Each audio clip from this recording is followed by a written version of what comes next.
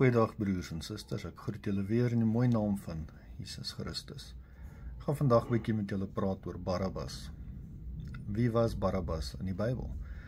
Barabbas word in al 4 evangelies, Matteus, Markus, Lukas en Johannes genoem, as 'n gevangene wat deur die skare gekies is om vrygelaat te word in plaas van Jesus Christus.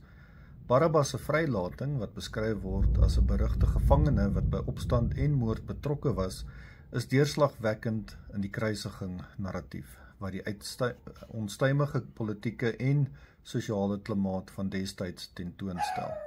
Wat beteken Barabbas? Die naam Barabbas kom van die Arameese woord bar en abba, wat seun van die Vader beteken. Hierdie etymologie is ryk aan ironie en simboliek, met inagneming van die keuse tussen Jesus, die seun van die Vader, en Barabbas, 'n misdadiger wat die diepgaande morele keuses wat die samelewing in die gesig staar, beklemtoon. Het Barabbas berou gehad? Die Bybel verskaf geen inligting oor Barabbas se lewe na sy vrylating nie, insluitende of hy berou gehad het oor sy misdade en hoe hy op sy onverwagte vryheid gereageer het.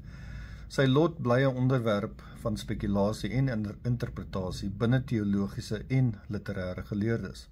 Wat beteken Barabbas in Hebreëus?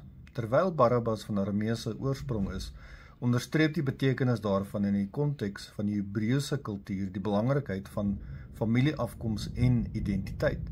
Die klem op seun van of bar weerspieël die maatskaplike belangrikheid van 'n mens se vaderlike verbintenis en erfenis. Waarom word Barabbas Jesus Barabbas genoem? In sommige antieke manuskripte van Matteus se evangelie word na Barabbas verwys as Jesus Barabbas. Hierdie detail dui daarop dat Jesus, 'n algemene naam destyds, sy voornaam was, met Barabbas wat hom van Jesus Christus onderskei het. Hierdie benaming van die skrille kontras tussen die twee mans wat aan die skare aangebied word beklemtoon. Wat het met Barabbas gebeur nadat hy vrygelaat is? Die evangelies teken nie aan wat met Barabbas gebeur het na sy vrylating nie. Sy lot word onverteld gelaat, wat lei tot verskeie spekulatiewe verhale en interpretasies in Christelike tradisie en apokriewe tekste. Sommige stel voor dat hy moontlik by die kruisiging teenwoordig was, terwyl ander dink dat sy lewe verander het deur die gebeure wat hy gesien het. Barabbas se volle naam, hoewel dit tradisioneel bloot as Barabbas bekend staan, dui die verwysing na hom as Jesus Barabbas in sommige tekste op 'n volle naam wat direk met Jesus Christus kontrasteer. Hierdie samestelling dien om die vertelling se kompleksiteit en die keuses wat in die skare aangebied word te verdiep. Barabbas en die opstand. Barabbas se betrokkenheid by die opstand teen die Romeinse owerheid beklemtoon die politieke spanning in Judea onder Romeinse besetting. Sy optrede en daaropvolgende inhegtenisneming beeld die wisselvallige atmosfeer uit, met baie Jode wat bevryding van Romeinse heerskappy soek. Die keuse van die skare.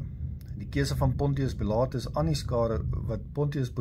skare voorgehou het, wat aangebied het om Jesus of Barabbas vry te laat, illustreer die klimaktiese kruising van die politieke manoeuvring, openbare sentiment en goddelike plan. Hierdie oomblik onderstreep die skare se rol in die ontvouende gebeure wat tot die kruisiging gelei het. Barabbas in Christelike teologie. Barabbas se vrylating oor Jesus is in die Christelike teologie geïnterpreteer as simbolies van plaasvervangende versoening, wat Jesus die plek van sondaars inneem. Die uitruil weerspieël die kern Christelike geloof in Jesus se offerdood vir die mensdom se verlossing, met Barabbas wat die begunstigde van genade onverdiend verteenwoordig. Broer en suster, gaan in vrede.